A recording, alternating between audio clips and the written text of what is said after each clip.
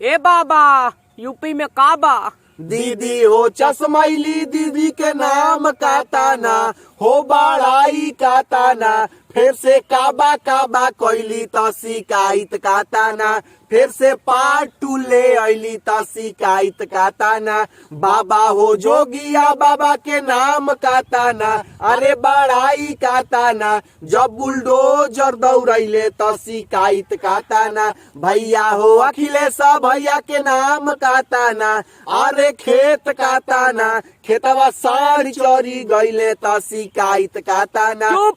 तार लोग के पाछा पड़ला के टेंशन से तो हमारा भर मुंह मुहासा हो गई बा। ओहो बाबा हो रामदेव बाबा के नाम का ताना अरे बड़ाई का ताना दया दवैया ना बनैले तो शिकायत का ताना हे मुहासा के दवाई ना बनैले तो शिकायत का ताना।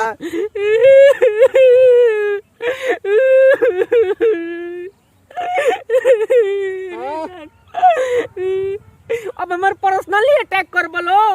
हमारा मुहासा पगित गई बो। ए दीदी तू जीदी त बढ़ले नु बाड़ू हो तारा के एगो हमनी के चश्मा धनी जागी फ्रेश फ्रेश देख हैं त तू अभियो रट लगले बड़ू का बा यूपी में का बा। तो तारा लोग के का दिक्कत बा हमारा लोकतंत्र में अभिव्यक्ति के आजादी बा तारा लोग के काहे फाटता। ए दीदी वैसे यूपी में काबा काबा तो दूधू उगा देनी रौरा अभी कई गो आई अभी देखा नहीं है जानता रहा दुई गो काबा काबा कइला से भर दे यहाँ घा गइल बा आता ना या घा गइल बा नुक बुझा तक उल्टी कर ए महाराज और वाला कनो पर कुछ गावे के चाही अभी 6 तक फिक्स कइले बानी आगे पार्टी के मर्जी पार्टी काज ने लइकन पर गाइब के जनता पॉपुलरिटी बढ़ी के ना हमार पार्टी कैसन पार्टी हमार पार्टी के नहीं जानत ना ढोलक झाल हारमोनिया ली पार्टी हद हाल बा महाराज रवो लोग तो लगे टेंशन हमरा के देले बनी टेंशन होई ना है ना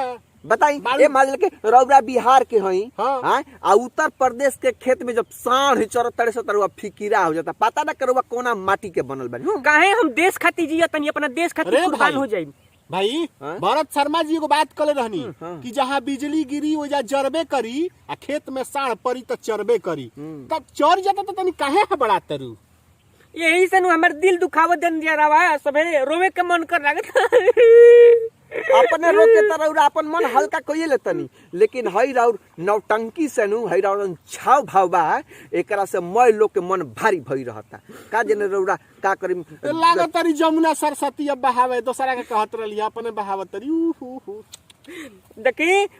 कोनो जना का हम ना छोड़ब भले आदमी मर जाही हम सवाल पूछल ना छोड़ब। ए दीदिया तू बड़ी तेज बाड़ू हो खाली दूसरा कहलू इमोशनल ड्रामा तू इमोशनल ड्रामा प्रो बाड़ू 2.0 बाड़ू हां देश खातिर हम अपने जान दे देते हलो कैसे काहे कहत रहलो हमरा के हां नहीं बहाने बनाते रहली बैठल बैठल पार्ट 3 में फाड़ के रख दूंगी लेट मी गो या तनी हम भाई हां तो गईली दीदी ढेरे खिसिया गईली है पार्ट 3 ले है का हो लागता तो हमनी का करे के हमनियो के ले आवे के पार्ट 3 4 5 6 7 8 9 हाँ, 10 11 12